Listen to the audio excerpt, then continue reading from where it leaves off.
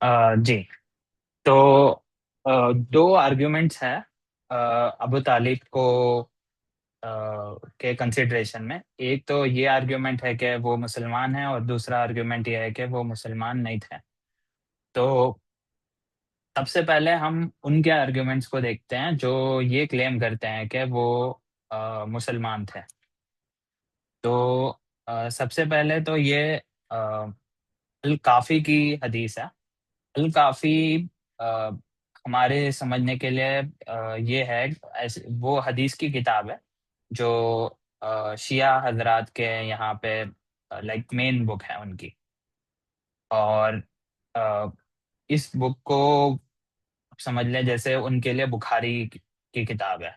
जैसे हमारे लिए बुखारी है, उनके लिए अल काफ़ी है। तो इसके अंदर एक हदीस आती है।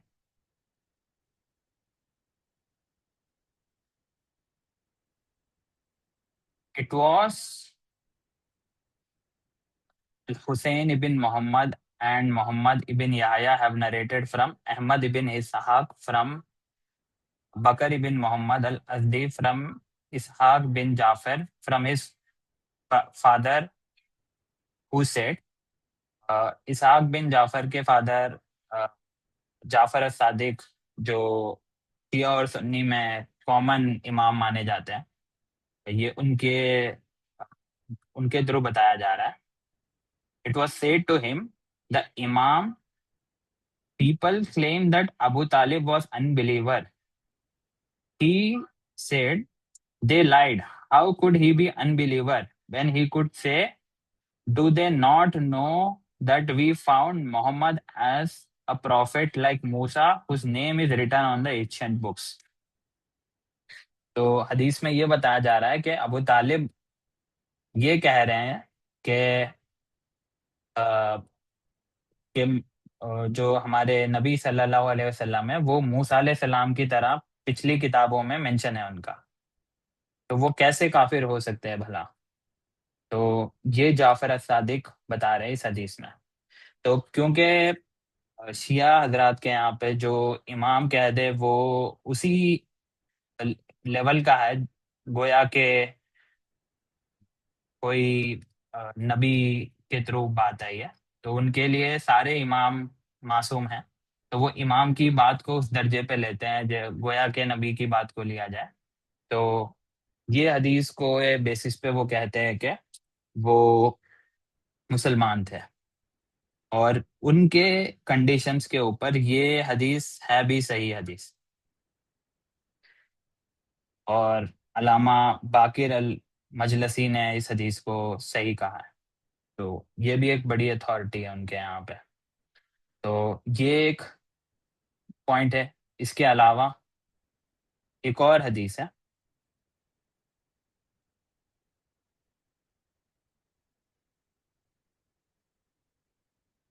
Ali bin Ibrahim has narrated from his father from Ibn Abu Umair from Hisham ibn Salim from Abu Abdullah, who has said the following: the case of Abu Talib is like the case of people of the cave who hid their faith and expressed polytheism, and Allah gave them twice as much reward.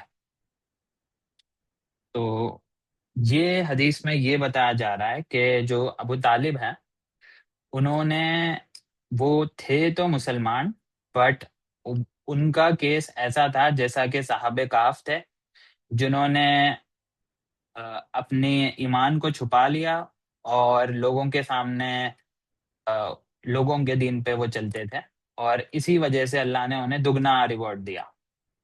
तो अबू तालिब अपने दीन को छुपा के अल्लाह के नबी की मदद करते थे, ये इससे मतलब पता चलता है। और ये भी हदीस हसन दर्जे की है उनके कंडीशंस के हिसाब से, और सेम अलामा अल बाकिर अल मजलसी ने इस हदीस को सही कहा, हसन कहा है।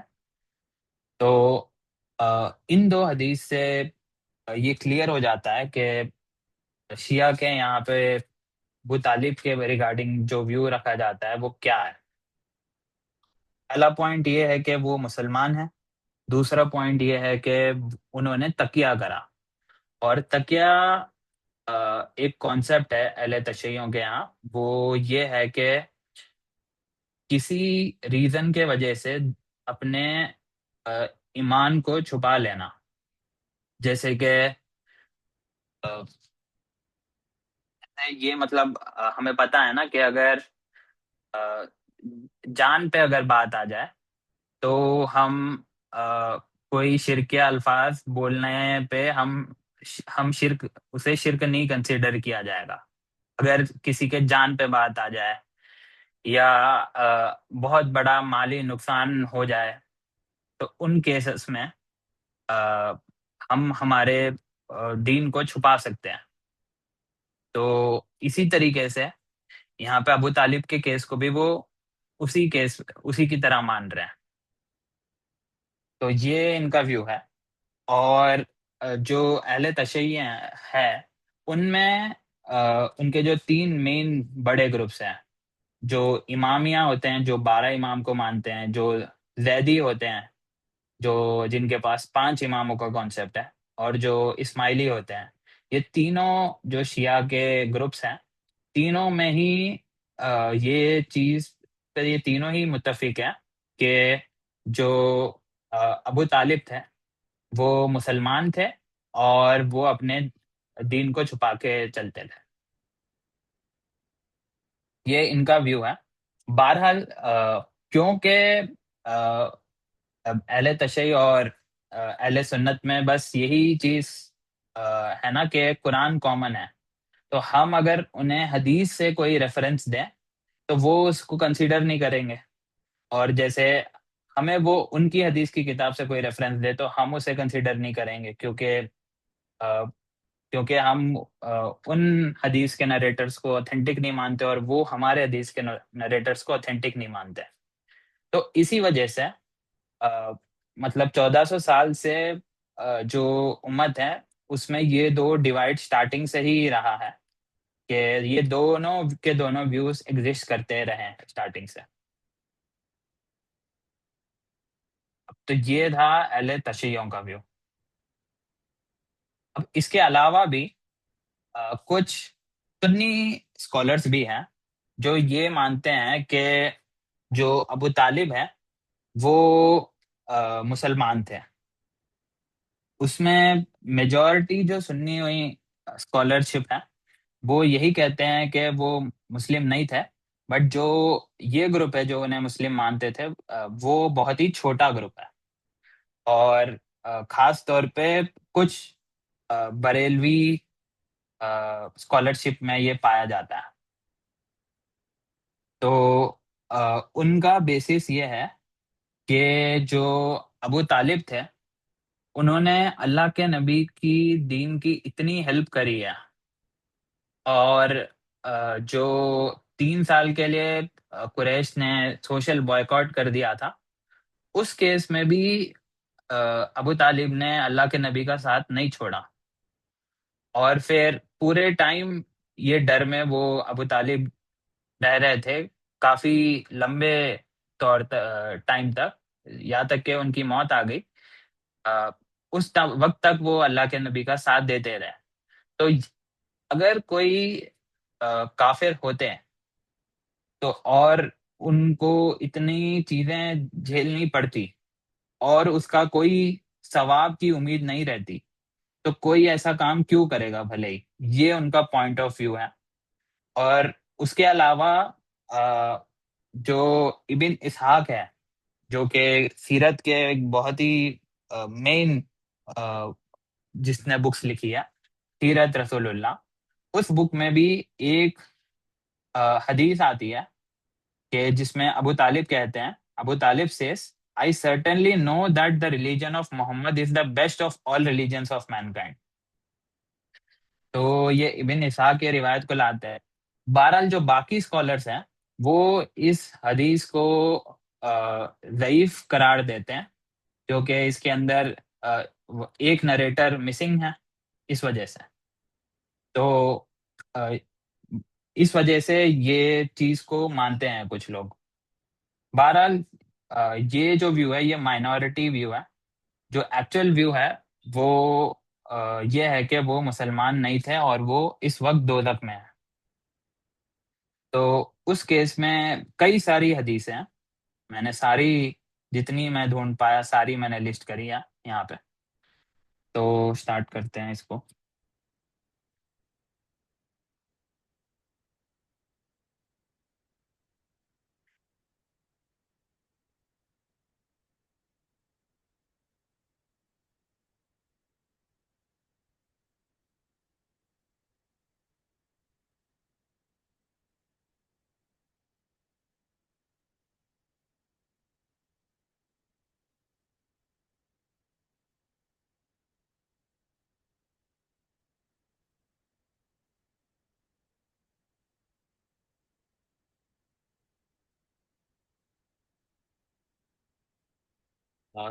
تو یہ صحیح مسلم کی روایت ہے. It is reported by Said bin Musayyab, who narrated it on the authority of his father Musayyab ibn Hazm, that when Abu Talib was about to die, the Messenger of Allah sallallahu alaihi wasallam came to him and found with him Abu Jahl and Abdullah bin Abi Umayyah ibn al-Mughira. And the Messenger of Allah said, "My uncle, you just make a profession that there is no God but Allah, and I will bear testimony before Allah of you being a believer." And Abu Jahl and Abdullah bin Abi Umayyah addressed him and said, "Abu Talib, will you abandon the religion of Abdul Muttalib?" The Messenger of Allah sallallahu alaihi wasallam constantly requested him to accept his offer, and on the other hand, was repeated the same statement of Abu Jahl and Abdullah bin Umayyah till Abu Talib gave his final decision and be struck to the religion of Abdul Muttalib. تو اللہ کے نبی اور یہ ابو جہل اور عبداللہ بن ابی امیہ دونوں یہ دونوں پارٹیز اپنے اپنے پوائنٹ کو اللہ پیش کرتے گئے بار بار ابو طالب پہ. But in the and above طالب نے یہ بات کہی کہ وہ جو دین ہے عبد المطلب کا اسی پہ وہ رہیں گے. And refuse to profess that there is no God but Allah. Upon this, the Messenger of Allah remarked, "By Allah, I will persistently beg pardon for you till I am forbidden to do so by the God." And it was then that Allah, the Magnificent and Glorious, revealed this verse. It is not meant for the Prophet and for those who believe that they should beg pardon for the polytheists, even though they were the kith and kin, after it had been known to them that they were the dungeons of hell. تو یہ ایک قرآن کی آیت اللہ تعالیٰ نے نازل کری. And it was said to messenger of Allah, verily do can't. Okay, اس کی میں دوسرا ورژن کھول لیتا ہوں, یہاں پہ زیادہ بیٹر ٹرانسلیشن ہوگی. You surely cannot guide whoever you like, O Prophet, but it is Allah who guides whoever He wills, and He knows best who are fit to be guided. تو اس میں یہ بات کہی جا رہی ہے کہ اللہ کے نبی یہ ڈیسائیڈ نہیں کرتے کہ کس کو ایمان ملنا چاہیے اور کس کو نہیں. وہ اللہ تعالیٰ ڈیسائیڈ کرتے ہیں اور اللہ ہی گائیڈ کر سکتے ہیں انہیں, اور اللہ کو ہی بہتر پتا ہے کہ کس کو ہدایت ملنی چاہیے. تو اس حدیث سے ہمیں کلیئر ہو جاتا ہے کہ جو ابو طالب تھے ان کا جو لاسٹ موت کے وقت کا ٹائم تھا, اس وقت بھی انہوں نے اللہ کے نبی کے دین کو قبول نہیں کرا, اور ابو طالب ابو جہل اور عبداللہ بن ابی امیہ کی بات کے اوپر ہی رہ گئے کہ وہ عبد المطلب کے ریلیجن کو نہیں چھوڑیں گے اور اللہ کے نبی کے دین کو نہیں قبول کریں گے. تو اس حدیث سے کلیئر ہو جاتا ہے کہ جو ان کی ڈیتھ ہوئی ہے وہ ایمان پہ نہیں ہوئی ہے. اوکے, اسی کنٹیکسٹ میں ایک اور حدیث آتی ہے, یہ صحیح بخاری کی حدیث ہے، میں یہاں کھول لیتا ہوں.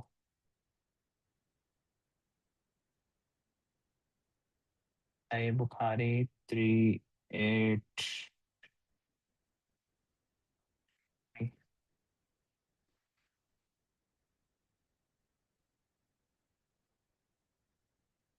Narrated Al-Abbas bin Abdul Muttalib that he said to the Prophet sallallahu alaihi wasallam, "You have not been of any avail to your uncle Abu Talib. By Allah, he used to protect you and used to become angry on your behalf." The Prophet said, "He is in the shallow fire. Had it not been for me, he would have been in the bottom of the hellfire." تو اس حدیث میں یہ جا رہا ہے کہ جو ابو طالب ہے، انہوں نے اللہ کے نبی کی بہت مدد کری اور ان کی پروٹیکشن کری، اور اللہ کے نبی کے لیے وہ غصہ بھی کرتے تھے لوگوں پہ. بٹ ہاں، کیونکہ وہ کفر پہ ان کی موت ہوئی، تو وہ سب سے ان کو اللہ کے نبی نے bottom of the hell fire میں پایا.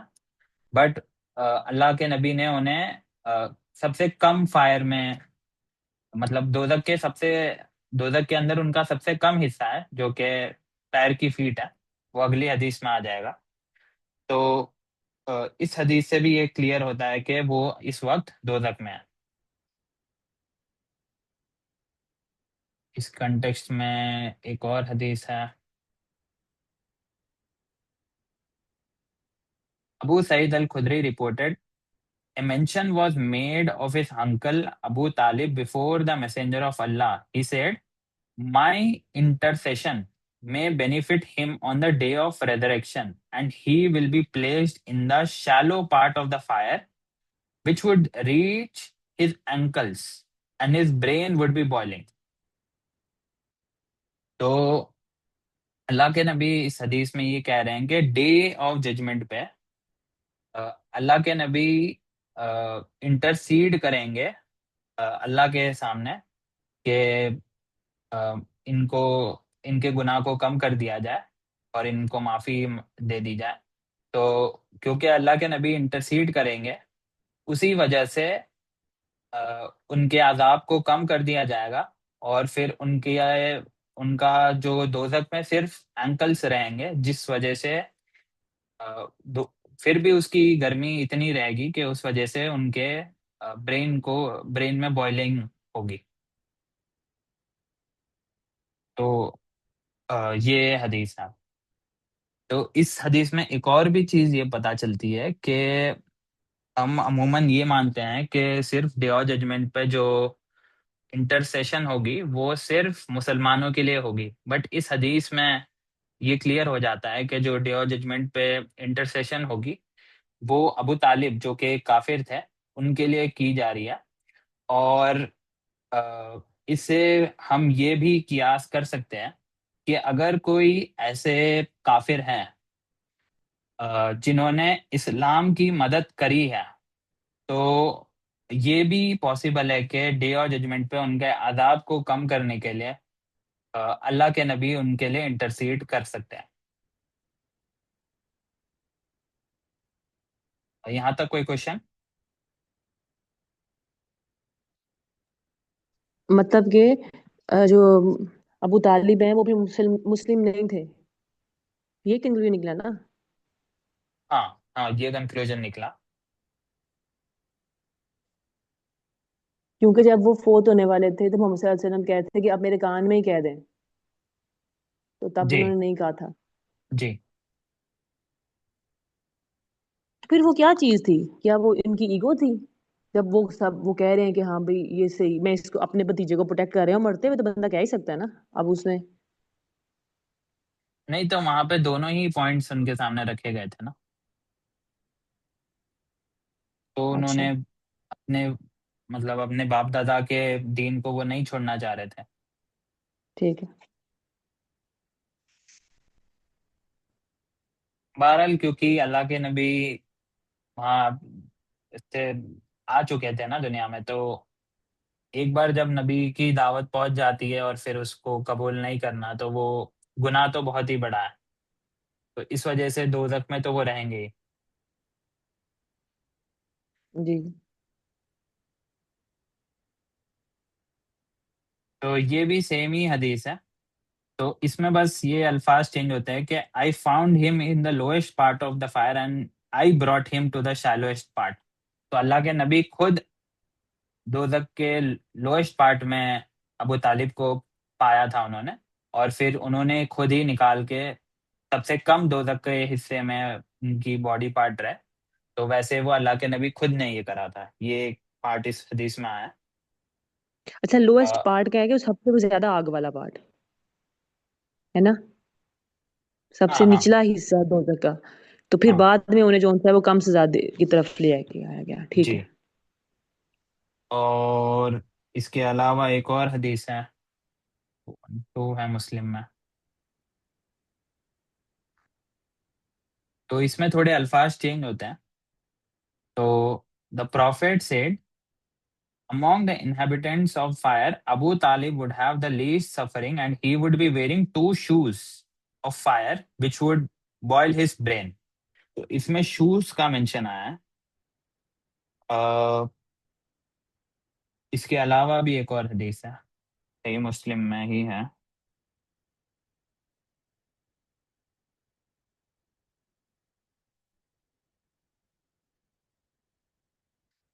I heard Messenger of Allah sallallahu alaihi wasallam saying that the least suffering for the inhabitants of hell on the day of resurrection would be a man under whose souls would be placed two embers and his brain would boil on account of them.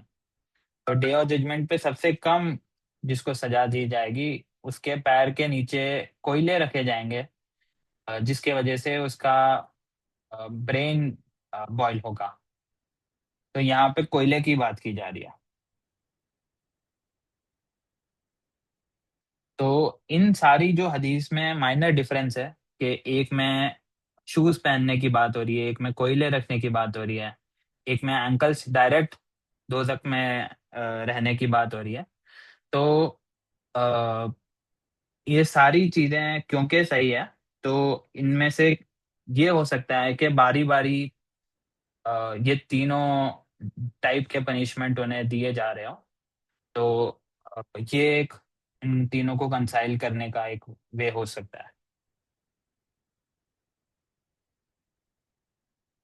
Okay. تو یہ ساری حدیثیں ہیں جس سے یہ چیز ہمیں پتہ چلتی ہے. اوکے، اب یہاں پہ ایک اور پوائنٹ ہے.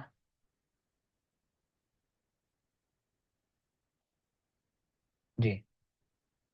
تو جو اگلا پارٹ ہے، اس سے پہلے ہمیں ایک کانسیپٹ سمجھنا ضروری ہے. الفطرہ، یہ فطرہ نہیں ہے، یہ فطرہ ہے. تو اس کنٹیکسٹ میں پہلے تو قرآن کی آیت میں کوٹ کر دیتا ہوں، دین ہم اس کے اوپر ڈسکشن کریں گے. یہ ہے سورہ مائدہ میں 19.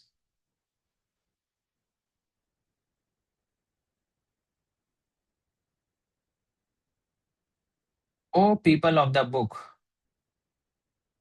our messengers have indeed come to you, making things clear to you after an interval between the messengers, so you don't say, there has never come to us a deliverer of good news or a warner. Now there has come to you a deliverer of good news and a warner, and Allah is most capable of everything. تو اس قرآن کی آیت میں اہل کتاب کو یہ بات بتائی جا رہی ہے کہ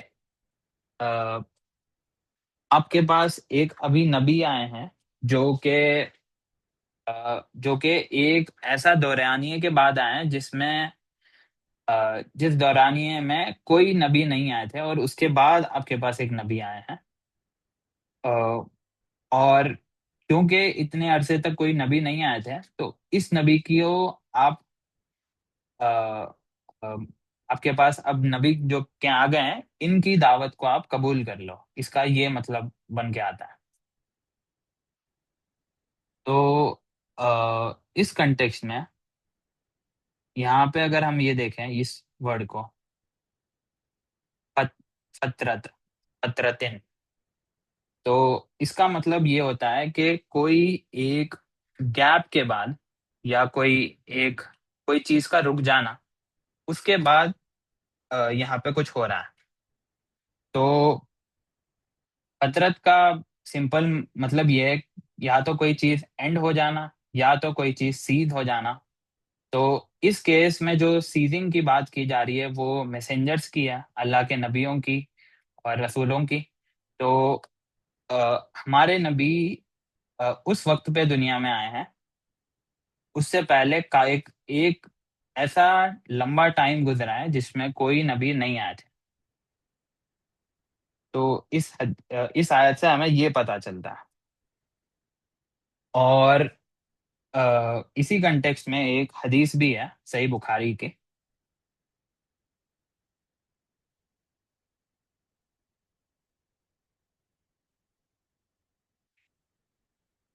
narrated Abu Hurairah I heard Allah's Messenger sallallahu alaihi wasallam as saying, I am the nearest of all people to the son of Mary, and all the prophets are paternal brothers, and there has been no prophet between me and him. تو اس حدیث میں ہمیں صحیح بخاری کی اس حدیث میں یہ پتہ چل رہا ہے کہ اللہ کے نبی اور عیسیٰ علیہ السلام کے بیچ میں کوئی اور نبی دنیا میں نہیں آئے ہیں. اور یہ بات اس لیے امپورٹنٹ ہے ہمارے لیے جاننا کہ جو بنی اسرائیل تھی، ان کے بنی اسرائیل میں یہ عموماً ہوا کرتا تھا کہ جیسے ہی ایک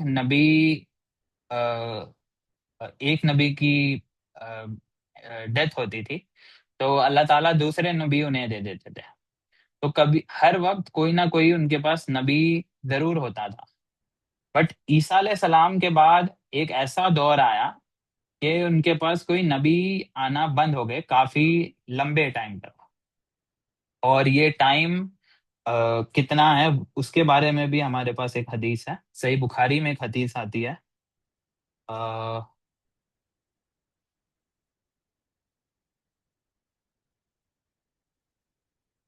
Narrated Salman, the interval between Jesus and Muhammad sallallahu alaihi wasallam was 600 years. تو یہ حدیث کے راوی ہے سلمان فارسی.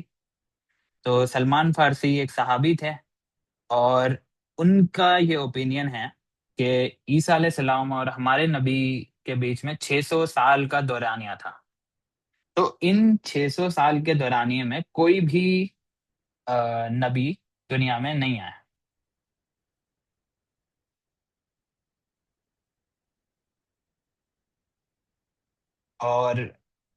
اور یہ جو 600 سال کیونکہ کوئی نبی نہیں آئے، تو ان 600 سال میں جو لوگ پیدا ہوئے ان کو ہم عربی میں یہ کہتے ہیں اہل فترہ. ایسے لوگ جو اس وقت پیدا ہوئے جب دنیا میں کوئی نبی نہیں تھے اور دنیا میں اگلے نبی آنے میں ابھی کافی ٹائم ہے. تو ان سب کو ہم اہل فطرت کہیں گے. تو اللہ کے نبی کوئی نبوت سے پہلے تک جتنے بھی لوگ فوت ہو گئے اور عیسیٰ علیہ السلام کو جنہوں نے بھی نہیں دیکھا، یہ سارے لوگ اہل فطرت ہیں.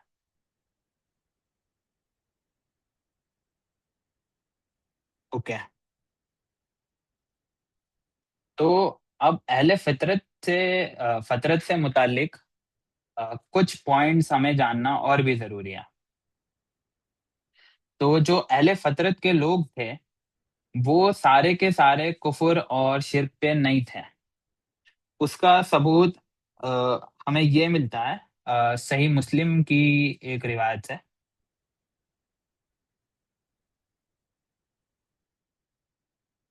کافی لمبی حدیث ہے. بہرحال یہ ساری حدیث ہمارے لیے ریلیونٹ نہیں ہے تو میں اس کا وہی پورشن کوٹ کروں گا جو ہمارے لیے ریلیونٹ ہے. تو جو ریلیونٹ پورشن ہے وہ یہاں سے سٹارٹ ہوتا ہے. تو یہ ایک حدیث کا کنٹیکسٹ یہ تھا کہ اللہ کے نبی ایک بیان کر رہے تھے. اس بیان میں انہوں نے یہ بات کہی, and verily Allah looked towards the people of the world and he should hatred for Arabs and non-Arabs, but with an exception of some remnants of people of the book. تو یہ صحیح مسلم کی حدیث میں یہ بات بتائی جا رہی ہے کہ یہ اس دورانیے کے لوگوں کی بات کی جا رہی ہے جب اللہ کے نبی کو نبوت نہیں ملی تھی. اس سے پہلے کی بات ہے یہ کہ اللہ تعالیٰ نے زمین کی طرف ایک نظر کری اور لوگوں کو دیکھا, تو اللہ نے یہ پایا کہ عرب اور نان عرب سارے ہی گمراہ ہیں, سوائے کچھ اہل کتاب کے. کچھ اہل کتاب کے ایسے لوگ باقی تھے جو اہل فطرت کے دور میں بھی صحیح راستے پہ تھے. تو اس حدیث سے یہ چیز کلیئر ہو جاتی ہے کہ کچھ اہل کتاب ایسے بھی تھے جو بالکل صحیح راستے پہ تھے. اس کے علاوہ بھی اور بھی حدیث ہیں. ایک اور حدیث ہے صحیح مسلم کی.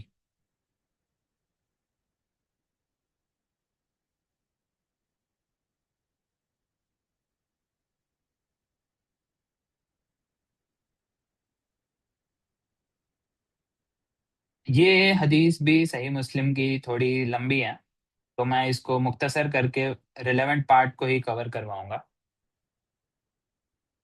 تو اس حدیث میں بھی اللہ کے نبی کہہ رہے ہیں, یہاں سے پارٹ آتا ہے, ابو بردا بن ابی موسیٰ narrated it to me on the authority of his father that verily messenger of Allah sallallahu alaihi wasallam said, there are three classes of persons who will be given the double reward. One, who is amongst the people of the book and believed his apostle and lived to see the time of apostle Muhammad sallallahu alaihi wasallam and affirmed his faith in him and followed him and attested his truth. For him is the double reward. یہی ہمارے لیے relevant portion ہے اس حدیث کا. تو اس part میں یہ بتایا جا رہا ہے کہ اللہ کے نبی کہہ رہے ہیں کہ کچھ 3 ٹائپ کے ایسے لوگ ہیں جن کو ان کے اعمال کا جو ریوارڈ ہے وہ ڈبل ملے گا. تو ان میں سے ایک کیٹیگری وہ ہے جو اہل کتاب ہے, جنہوں نے اپنے نبی میں بھی ایمان لایا, جو اہل کتاب کے نبی تھے, اور پھر انہوں نے اللہ کے نبی کا دور پایا, اور پھر اللہ کے نبی کے دور میں بھی انہوں نے اللہ کے نبی کی دعوت کو قبول کری. تو ایسے جو اہل کتاب ہے ان کو ڈبل ریوارڈ ملے گا کیونکہ انہوں نے 2 نبیوں کی دعوت کو قبول کرا. تو اب اس حدیث سے بھی ہمیں یہ بات پتہ چلتی ہے کہ اللہ تعالیٰ, کیونکہ جو انجیل تھی, جو تورات تھی, وہ تو بدل گئی تھی ایک مجموعے طور پہ, بٹ کچھ ان کے اسکالرس ایسے بچ گئے تھے جن کو حق بات پتہ تھی.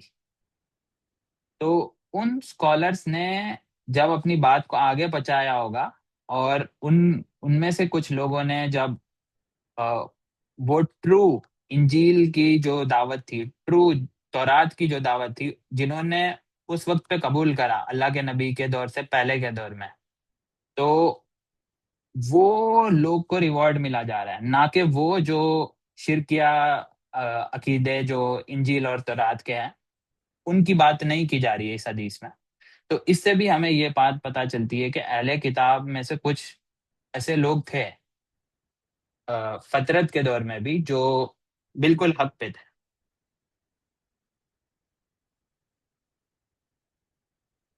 یہ تو ہو گئی ایک براڈر لیول پہ بات. اب گیون کے اہل فطرت کافی 600 سال تک کا دور تھا، اور اس دور میں کوئی نبی بھی نہیں آیا، پلس اللہ کی جو کتابیں تھیں، انجیل اور تورات، یہ دونوں بدل گئی تھی. تو اب اگر کوئی ایک ایسا انسان ہوگا جو اہل فطرت میں پیدا ہوا، تو اس کے ساتھ آخرت میں کیا ہوگا؟ کیا وہ جنت جائے گا؟ کیا وہ دوزخ جائے گا؟ اس کے ساتھ کیا ہوگا؟ تو اس بات کو لے کے 4 ڈفرینٹ اوپینینس پائے جاتے ہیں امت میں. تو ایک اوپینین، فرسٹ اوپینین کو میں سٹارٹ کر رہا ہوں. اس کے کنٹیکسٹ میں ایک حدیث کوٹ، ایک قرآن کی آیت کوٹ کرتا ہوں پہلے. قرآن میں ہے، کافی فیمس آیت ہے.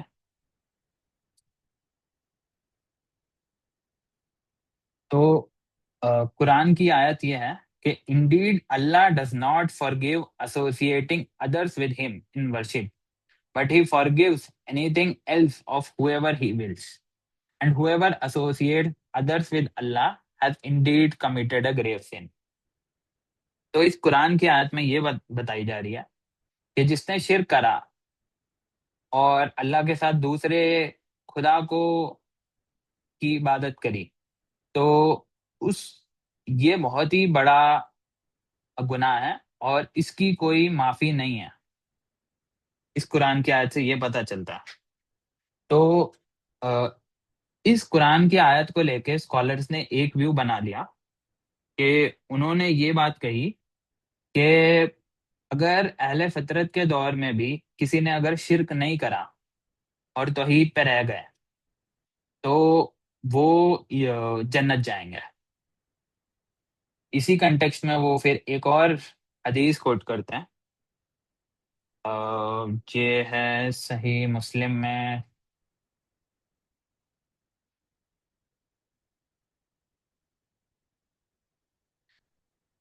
It is narrated on the authority of Uthman that the Messenger of Allah sallallahu alaihi wasallam has said, "He who died knowing fully well that there is no God but Allah entered paradise."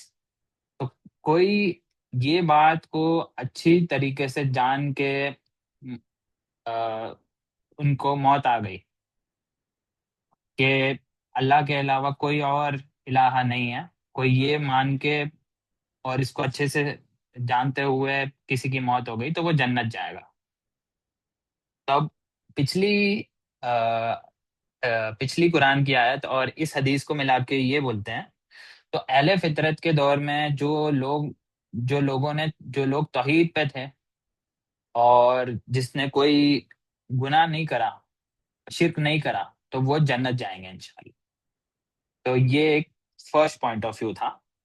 اب اس point of view کو لے کے ان کے پاس اور بھی evidence یہ آ جاتا ہے کہ کچھ ایسے لوگ بھی تھے جو اللہ کے نبی کے دور کے پاس کے ہی لوگ تھے. ان میں سے ایک تھے زید بن عامر بن نفیل. تو پہلے میں ان کی ایک حدیث کوٹ کر دیتا ہوں. صحیح بخاری میں آتا ہے 3827.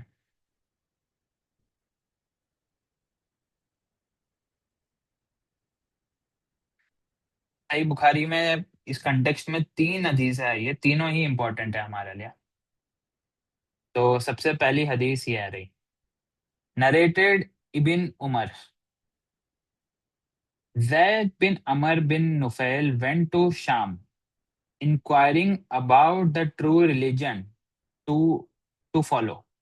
تو زید بن عمر، اچھا زید بن عمر کے بارے میں ایک اور میں پوائنٹ پہلے بتانا بھول گیا کہ یہ جو سعید بن زید ہے نا، سعید بن زید ایک صحابی تھے.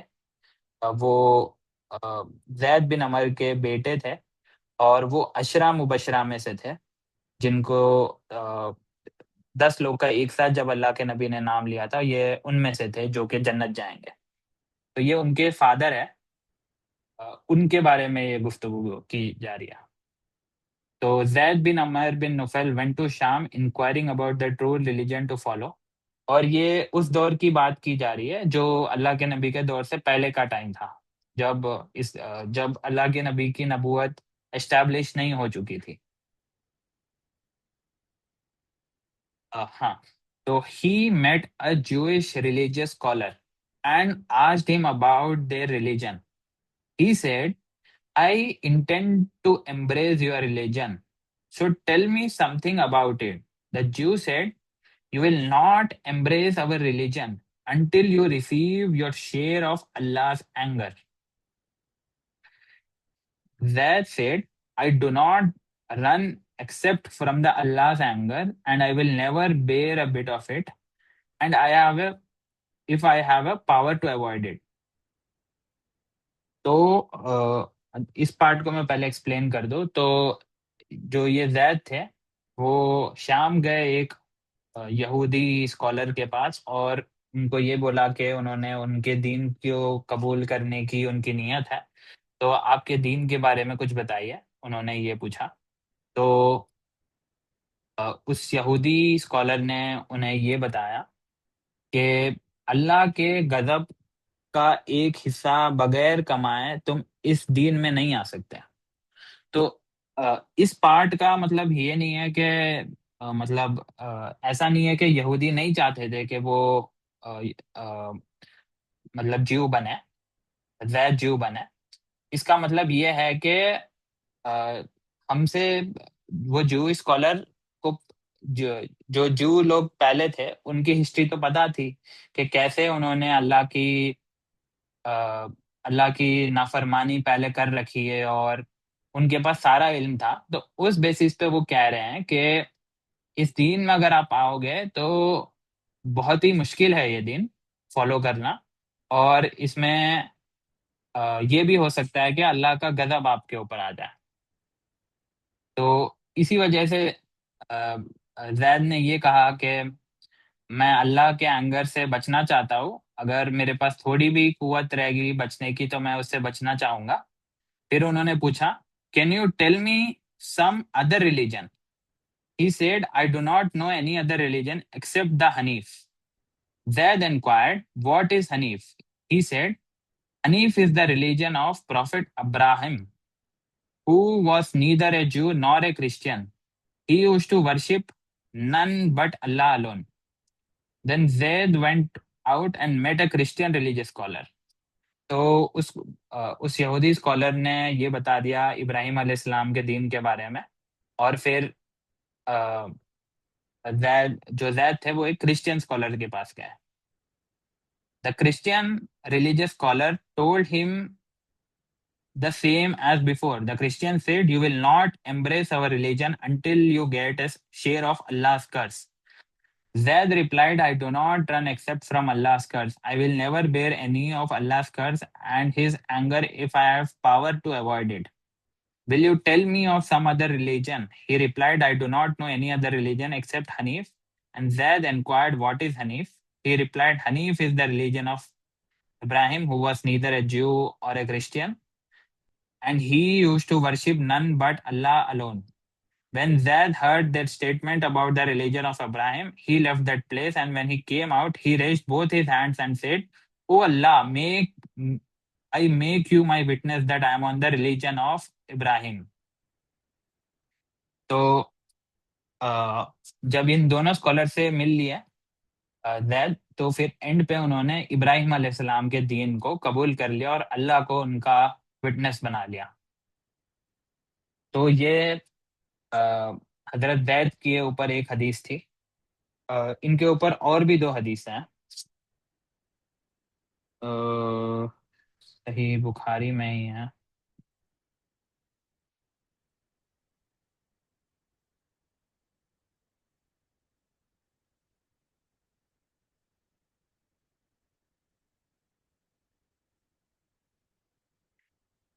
Narrated Abdullah bin Umar, the Prophet sallallahu alaihi wasallam met Zaid bin Amr bin Nufal in the bottom of the valley of Balada before any divine inspiration came to Prophet.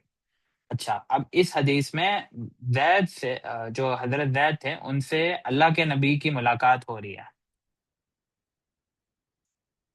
A meal was presented to the Prophet sallallahu alaihi wasallam, but he refused to eat it. Then it was presented to Zaid, who said, I do not eat anything which you slaughter in the name of your stone idols. I eat none but those things on which Allah's name has been mentioned at the time of slaughtering. तो अल्लाह के नबी और जैद ने दोनों ने ही वो जो मुशरिकों के जो बुत थे उसके नाम पे जो ज़बिया करा गया वो उन्होंने खाने से मना कर दिया.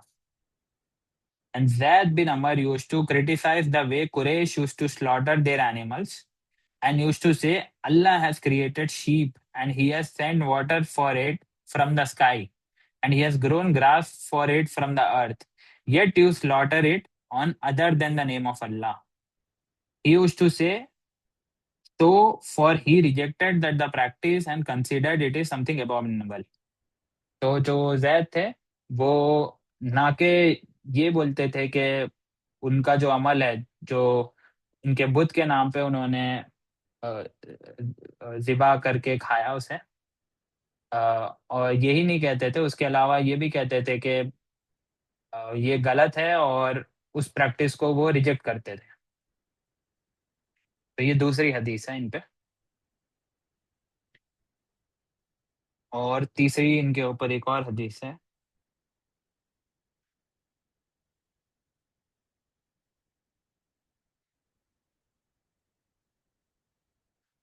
Narrated Asma bint Abu Bakr. I saw Zaid bin Amr bin Nufail standing with his back against the Kaaba and saying, O people of Quraysh, by Allah, none amongst you is on the religion of Ibrahim except me. He used to preserve the lives of little girls. If somebody wanted to kill his daughter, he would say to him, Do not kill her, for I will feed her on your behalf. So he would take her, and when she would grow up nicely, he would say to her father, Now, if you want her, I will give her to you. If you wish, I will feed her on your behalf.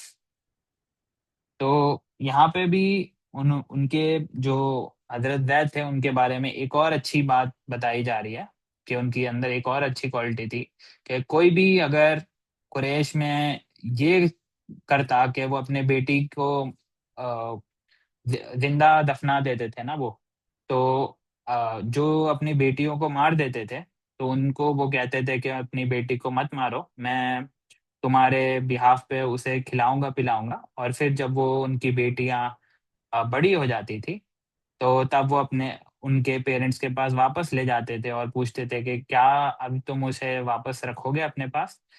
अगर वो अगर तुम चाहो तो रख सकते हो, अगर नहीं चाहोगे तो मैं फिर से तुम्हारे बिहाफ पे उसे पालूंगा ये भी. तो ये सारी हदीसों से पता चलता है हजरत जैद के बारे में कि वो इब्राहिम अलैहिस्सलाम के दीन को मानते थे और वो ऐसे लोग थे अहले फितरत के दौर में जो बिल्कुल ही अल्लाह ताला की सिर्फ इबादत करते थे. तो अ, इस कंटेक्स्ट में अ, इस कंटेक्स्ट में अल्लाह के नबी ने एक हदीस इनके बारे में कही.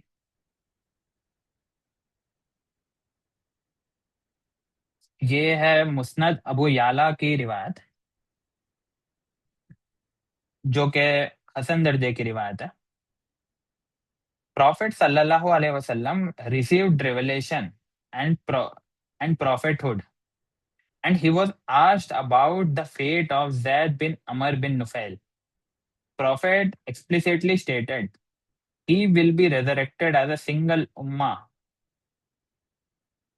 all by himself. तो वो एक सेपरेट उम्मत की तरह खड़े किए जाएंगे डे ऑफ जजमेंट पे और वो सेपरेट होंगे.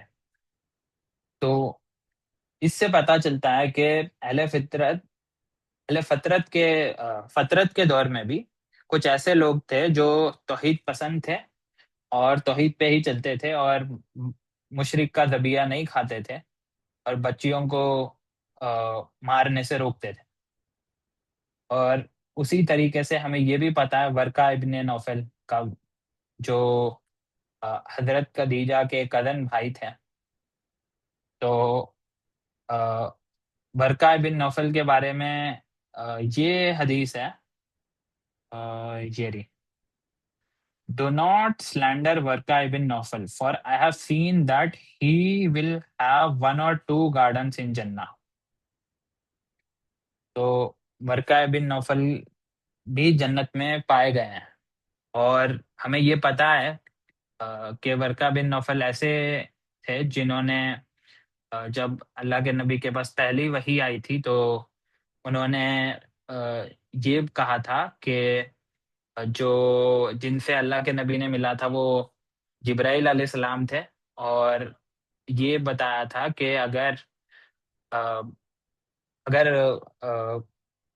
ऐसा वक्त आएगा जब अल्लाह के नबी को उनके खानदान वाले और कुरैश उन्हें वहां से निकाल देंगे, और उस वक्त अगर वर्का बिन नौफल ने कहा था कि अगर वो जिंदा रहेंगे तो वो अल्लाह के नबी की दीन की मदद करेंगे।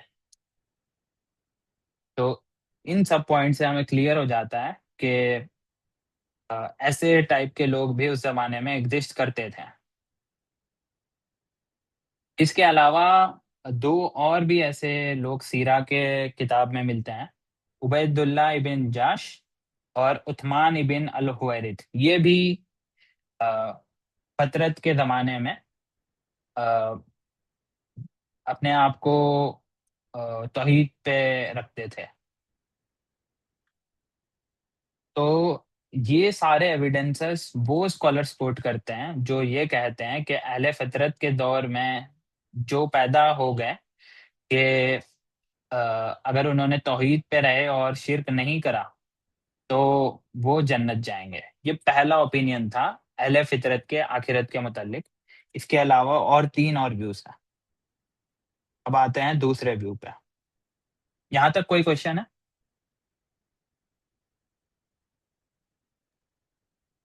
क्लियर है सब। ओके।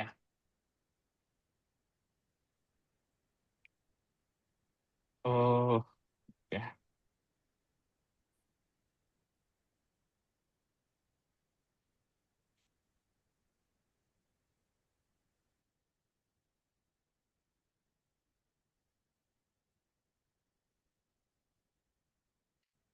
ओके।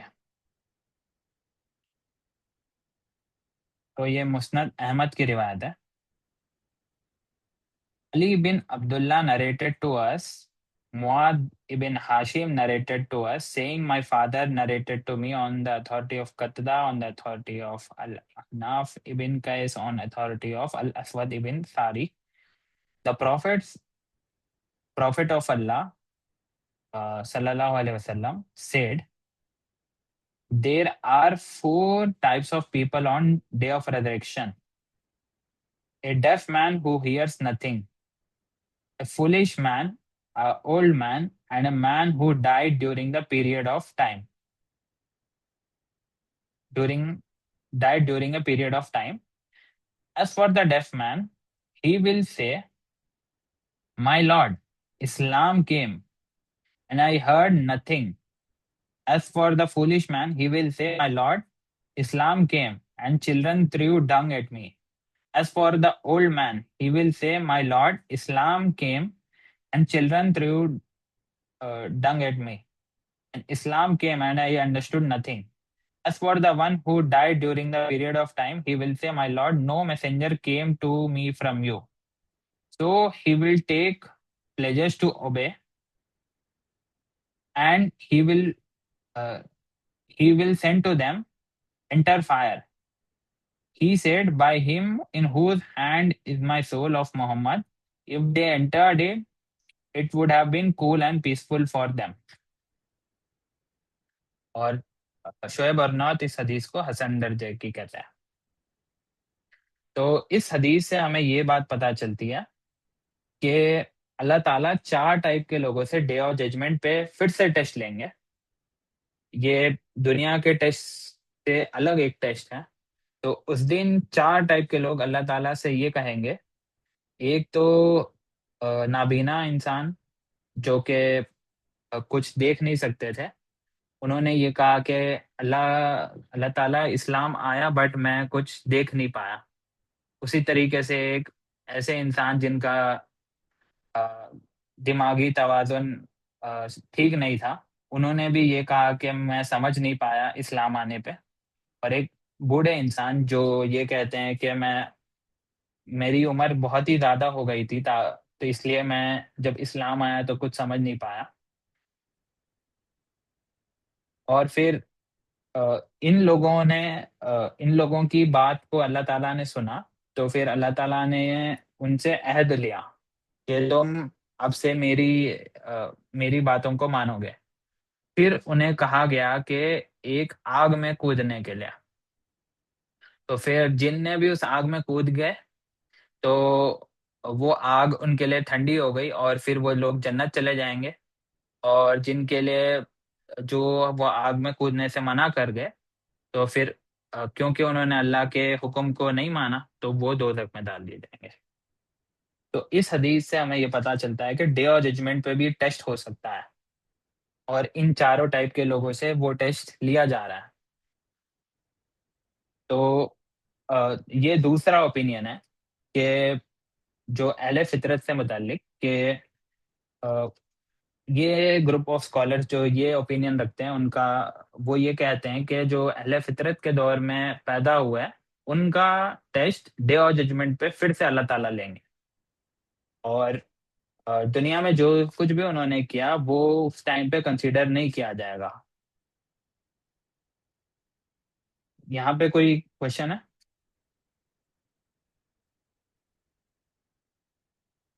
اوکے. یہ کلیئر ہے. اب تیسرے اوپینین پہ آتے ہیں. تیسرا اوپینین بنتا ہے قرآن کی ایک آیت سے.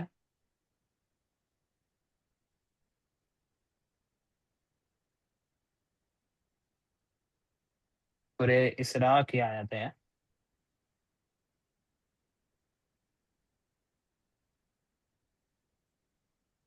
بنی اسرائیل کی آیت ہے. Whoever chooses to be guided, it is only for their own good. And whoever chooses to stray, it is only for their own loss.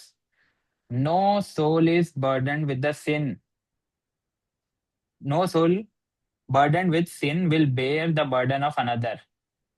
And we would never punish people until we have sent a messenger to warn them.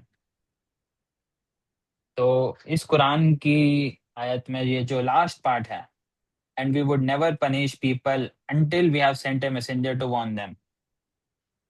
تو اس بات سے ہمیں یہ پتا چل رہا ہے کہ اللہ تعالیٰ انسان کو پنشمنٹ دیں گے ہی نہیں جب تک کہ ان کے پاس کوئی ایک اللہ کی طرف سے نبی نہ آ جائے. تو اس بات سے تیسرا اوپینین اسکالرس نکالتے ہیں کہ کیونکہ اہل فطرت کے اوپر کوئی نبی نہیں آئے تھے تو وہ اللہ تعالیٰ انہیں پنش کریں گے ہی نہیں. تو جب پنشمنٹ نہیں ہوگا تو دوسرا آپشن کیا ہے ان کو لے کے کہ جنت میں ڈال دینا. تو ان کا پھر یہ پوائنٹ آف ویو بنتا ہے کہ جو اہل فطرت کے لوگ ہیں وہ ڈائریکٹ جنت جائیں گے. ان کی کوئی ڈے آف ججمنٹ کوشچننگ نہیں ہوگی, کچھ نہیں ہوگا, وہ سیدھے جنت چلے جائیں گے کیونکہ اللہ تعالیٰ انہیں پنش تو کر ہی نہیں سکتے اور جب پنش نہیں کریں گے تو پھر سیدھے جنت ہی ملے گی انہیں. اور اسی پوائنٹ کے اوپر یہ صرف ایک قرآن کی آیت نہیں ہے, اس کی طرح اور بھی انفیکٹ کئی ساری قرآن کی آیت ہیں. ایک سورہ توبہ کا میں ریفرنس دے دیتا ہوں. And Allah would never consider people deviant after he has guided them until he makes clear to them what they must avoid. Surely Allah has full knowledge of everything. تو اس قرآن کی آیت میں بھی یہ پتا چل رہا ہے کہ اللہ تعالیٰ انسانوں کو کبھی یہ نہیں مطلب ہدایت سے ہٹ کے نہیں سمجھیں گے جب تک کہ اللہ خود یہ چیز کو جو ہدایت ہے اس کو کلیئر نہ کر دیں کہ کیا صحیح ہے کیا برا ہے, یہ کلیئر نہ کر دیں. اس کے بعد ہی اللہ تعالیٰ انسان کو مانیں گے کہ وہ اس کو پنش کرنا چاہیے.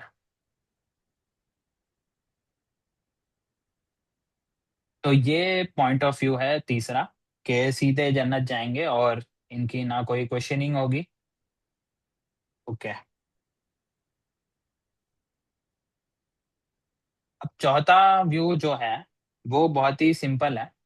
وہ لوگ یہ کہتے ہیں کہ جو آ، اتنی ڈفرینسز ہیں ہمارے قرآن اور حدیث میں کہ بہتر یہی ہے کہ اس کیونکہ ہم تو اہل فطرت میں نہیں ہیں، ہمارے پاس تو نبی آ چکے ہیں، تو ہم ہماری آخرت کی فکر کریں، ہم اہل فطرت کی آخرت کا فکر نہ کریں، اور جو بات ہے اس کو اللہ کے ججمنٹ کے لیے روک دیں.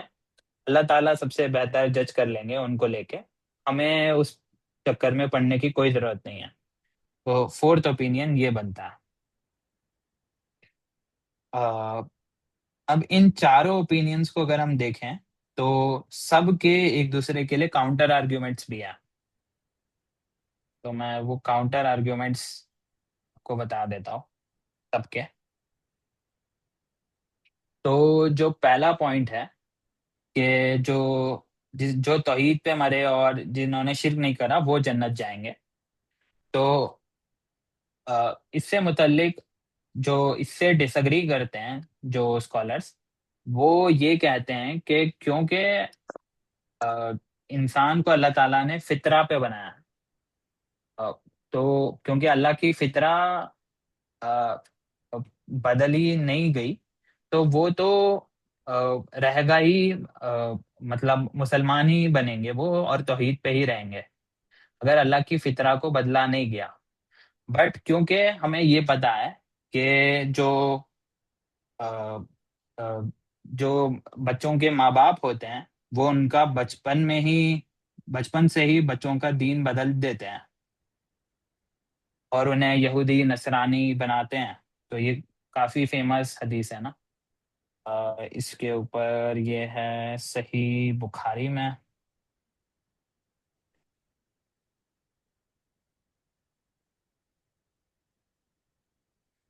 Narrated Abu Huraira, the Prophet sallallahu alaihi wasallam said, "Every child is born with true faith of Islam, and his parents convert him to Judaism, Christianity, or Magism, as well as animal delivers.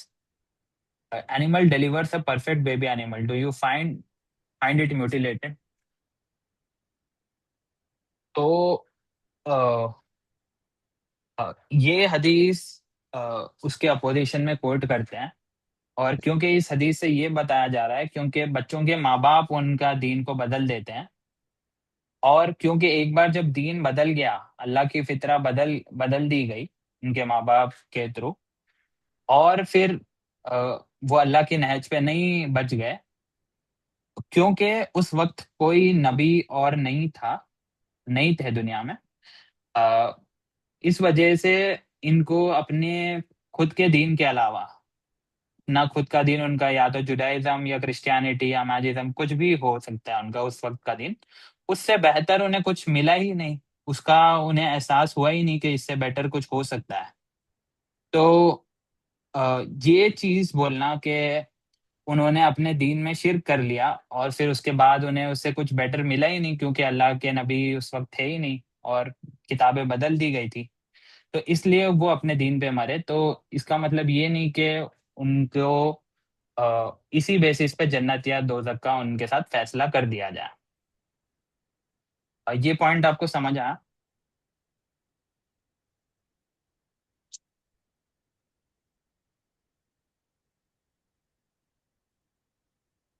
ایک minute میں پڑھ لوں دوبارہ سے.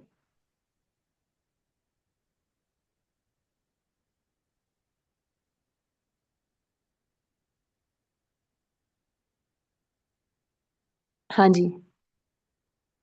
تو یہ حدیث میں یہ بتایا جا رہا ہے نا کہ ماں باپ نے دین بدل دیا بچوں کا، جی. اور جو پہلا ہمارا اوپینین تھا وہ یہ تھا کہ those who do not commit shirk and was on توحید، وہ لوگ جنت جائیں گے. یہ پہلا اوپینین تھا. تو جو پہلے ٹھیک ہے. اوپینین کے اپوزیشن کرتے ہیں وہ یہ کہتے ہیں کہ ماں باپ نے اگر بچپن میں ہی ان کا دین بدل دیا اور پھر ان کو ایک ایج کے بعد بھی ایسا کچھ اور ملا ہی نہیں جو ان کے ریسپیکٹیو دین سے بیٹر ہے، تو اس کیس میں تو اگر اللہ تعالیٰ انہیں پنشمنٹ دیں گے تو وہ تو ایسے نہیں ہو سکتا نا، کیونکہ ان کے پاس اس سے بیٹر کچھ ملا ہی نہیں انہیں اس وقت. اور پھر ان کی اللہ کی فطرہ بھی بدل گئی تھی، تو انہیں بالکل ہی پتہ نہیں چلا اس کا. اچھا. تو اس بیسس پہ وہ اس فرسٹ اوپینین کو ریجیکٹ کرتے ہیں جو یہ کہتے ہیں. اچھا، اب جو دوسرا ہمارا اوپینین تھا کہ اللہ تعالیٰ ڈے آف ججمنٹ پہ لوگوں کی پھر سے ٹیسٹ لیں گے، تو اس کے خلاف جو آرگیومنٹس پریزنٹ ہوتے ہیں وہ بہت ہی ویک ہیں. جو ایک آرگیومنٹ جو تھوڑا بہت ویسا ہے کہ کہا جا سکتا ہے کہ وہ یہ ہے کہ یہ جو حدیث ہے وہ حدیث احد ہے. مطلب یہ ایسی حدیث ہیں جو کامن نہیں ہے، اور ون مطلب کہیں ایک آدھ جگہ بس آ جاتی ہے یہ حدیث. تو یہ ایک پوائنٹ ہے. آلدو یہ حدیث صحیح ہے کیونکہ اس کے نریٹر سارے صحیح ہیں. تو یہ جو آرگیومنٹ ہے وہ غلط آرگیومنٹ ہے. ہمیں حدیث کو صحیح اور مطلب اس کے نریٹرز کے بیسس پہ جج کرنا چاہیے، نہ کہ بس حد بول کے اس کو ریجیکٹ کرتے ہیں. تو جو اس آرگیومنٹ کو ریجیکٹ کرتے ہیں وہ بھی مطلب ان کا کچھ اسٹرانگ آرگیومنٹ نہیں ہے. اب جو تیسرا آرگیومنٹ تھا کہ وہ بغیر کسی ٹیسٹ کے جنت چلے گئے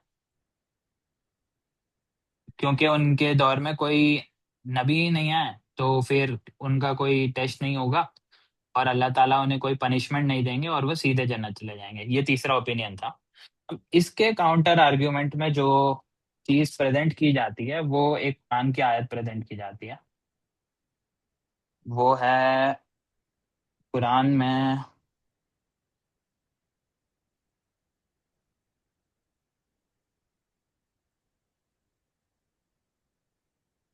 تو یہ بھی کافی فیمس آیت ہے قرآن کی.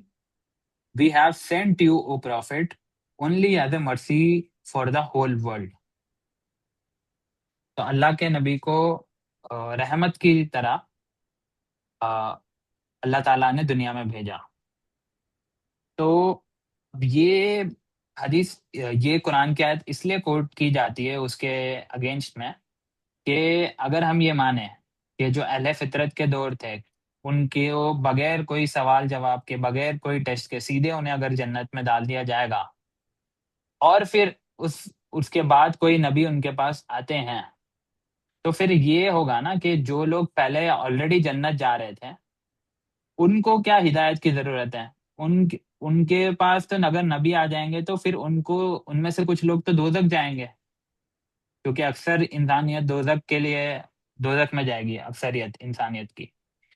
تو پھر جی. اگر ہم وہ سوچیں تو پھر اللہ کے نبی پھر اللہ کی طرف سے رحمت نہیں رہے، وہ تو پھر ایک عذاب کا یا باعث بن جائیں گے، ہے نا.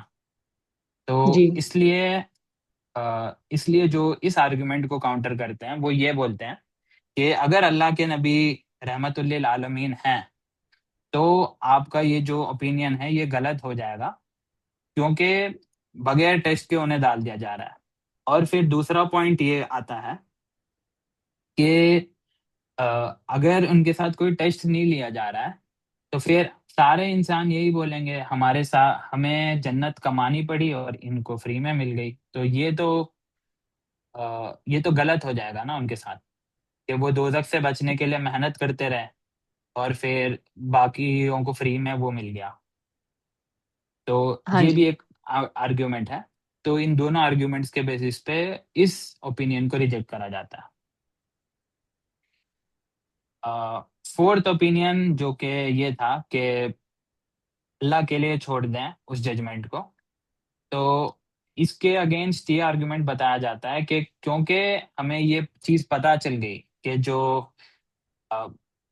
ڈے آف ججمنٹ پہ ٹیسٹ لینے والی بات ہے وہ ایک صحیح حدیث ہے، اور پھر اس کے باوجود ہم یہ کہیں کہ اس بات کو اللہ پہ چھوڑ دیں، اسی اللہ نے ہمیں بتایا اس حدیث کے تھرو کہ یہ ڈے آف ججمنٹ پہ ہونے والا ہے. تو پھر یہ کیسے پاسبل ہے کہ اس چیز کو پھر ہم کیوں چھپائیں؟ اس کا مطلب تو یہ ہو گیا نا کہ ہم نے صحیح حدیث کو جھٹلا دیا، پھر بس یہ کہہ دیا کہ اللہ پہ چھوڑ دو. تو یہ اس کا کاؤنٹر آرگیومنٹ ہے. یہ آرگیومنٹ آپ کو سمجھ آیا؟ نہیں، کلیئر نہیں ہوا مجھے. چوتھا اوپینین یہ ہے نا کہ جو جو بھی اہل فطرت کی آخرت کے متعلق ہے وہ اللہ پہ چھوڑ دو، اس کا ورڈکٹ انسان کو نہیں دینا چاہیے. ٹھیک ہے. اس کے کاؤنٹر میں لوگ یہ بولتے ہیں کہ کیونکہ ہمیں یہ چیز پتا چل گئی کہ اس سے ریلیٹڈ ہمارے پاس ایک حدیث ہے نا جو ڈے آف ججمنٹ پہ ٹیسٹ لینے والی بات حدیث جی آئی، جو کہ صحیح حدیث ہے. جی. تو اگر ہم یہ کہیں گے کہ یہ بات ہم اللہ پہ چھوڑ دو، تو اسی اللہ نے تو ہمیں بتایا ہے کہ ڈے آف ججمنٹ ٹھیک ہے. پہ ٹیسٹ ہونے والا ہے. تو پھر اللہ ٹھیک ہے. تعالیٰ ہمیں بغیر بتاتے ہی نہیں، اگر یہی اللہ تعالیٰ چاہتے کہ ہمیں اس کا وہ چیز نہ پتا چلے، تو یہ اس کا صحیح. کاؤنٹر آرگومنٹ ہے. ٹھیک ہے. اوکے. تو اگر ہم ان چاروں آرگیومنٹ سے ایک فائنل کنکلوژن پہ آئیں تو کنکلوژن یہ ہے کہ ان چاروں کو ایکچولی ہمیں چاروں میں سے پہلے تین کو ایکچولی ہمیں کمبائن کرنا پڑے گا. تو اس کو کمبائن ایسے کیا جا سکتا ہے کہ جو دنیا میں جنہوں نے جو ایکچولی اہل فطرت کے دور میں توحید پہ تھے اور شرک نہیں کرا، وہ لوگ تب وہ لوگ کیونکہ آلریڈی حق بات تک پہنچ گئے تھے، ان کے ساتھ اگر ڈے آف ججمنٹ پہ پھر سے ٹیسٹ لے لیا بھی جائے تو وہ لوگ ویسے ہی پاس ہو جائیں گے، کیونکہ انہوں نے دنیا میں جہاں پہ ان کے پاس نبی نہیں آئے تھے تو اسی وقت انہوں نے اللہ تک وہ پہنچ گئے تھے، تو اس وقت تو وہ لوگ پاس ہو جائیں گے. اب جو لوگ توحید پہ نہیں تھے وہ لوگ اللہ تعالیٰ سے یہ سب کہہ سکتے ہیں کہ جیسے ان چاروں نے کہا نا یہاں پہ، جو اس حدیث میں چار ڈفرینٹ چیزیں کہی انہوں نے کہ میں نابینا تھا تو میں جب اللہ کے جی. نبی کی دعوت آئی تو میں اس کو دیکھ نہیں پایا، اور پھر ایک ٹھیک ہے. کہتے ہیں سن نہیں پایا، ایک سمجھ نہیں پایا. تو اگر ہم ان کے آرگیومنٹس کو کلوزلی انالائز کریں تو یہ آرگیومنٹ کم ایک طریقے سے اس کو ہم بہانہ بھی کہہ سکتے ہیں، کیونکہ جو انسان بوڑھا ہو گیا ہے اس کو اللہ تعالیٰ نے جوانی بھی تو دی تھی پہلے، تو اس وقت تو اس کے پاس آپشن تھا نا کہ وہ توحید پہ آ جائے اللہ کے نبی کے میسج کے بغیر بھی، کیونکہ باقی لوگ تو آ رہے ہیں.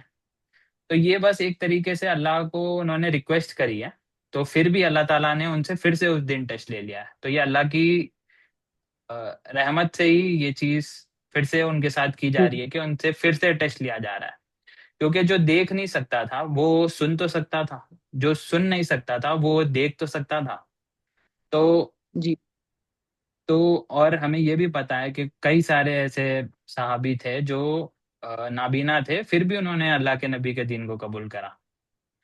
تو یہ بس کیونکہ اللہ تعالیٰ نے انہیں دنیا میں ایک اتنی بڑی فزیکل ڈسیبلٹی دی ہے کہ دیکھ نہیں پانا، سن نہیں پانا، ذہنی توازن خراب ہو جانا، تو کیونکہ اتنی فزیکل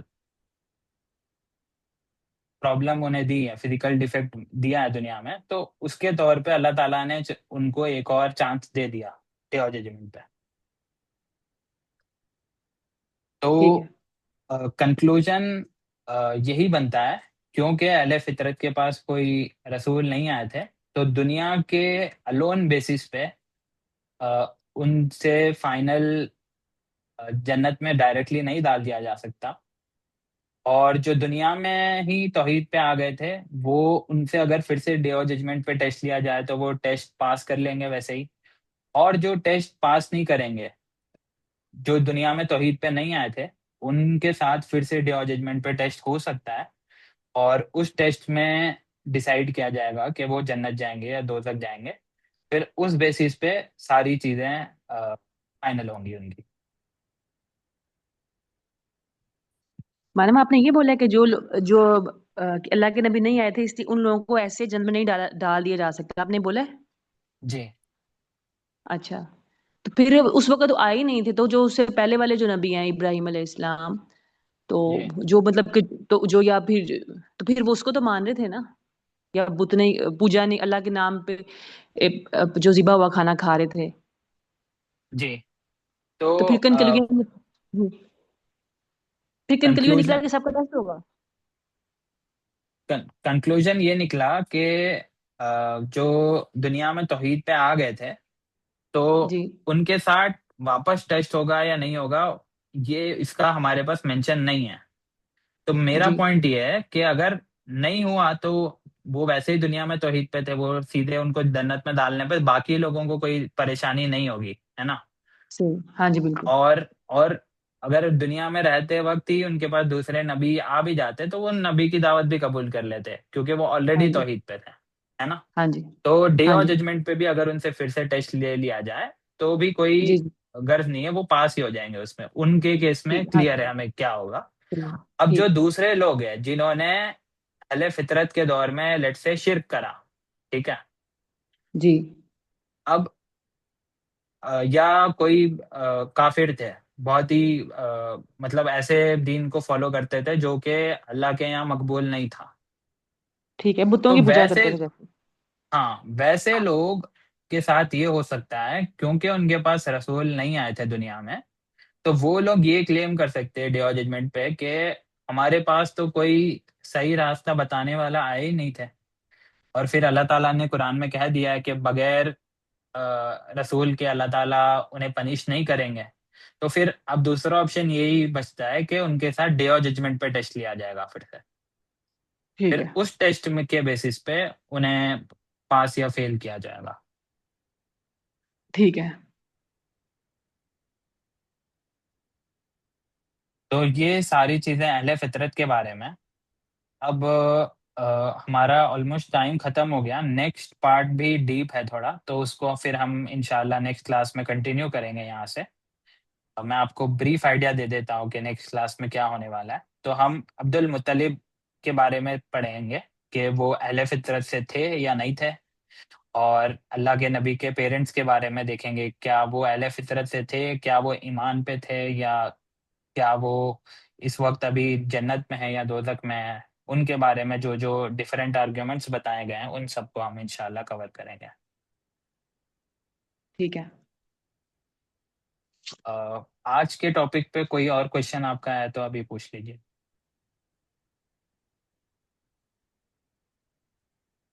جی کلیئر ہے سب الحمدللہ.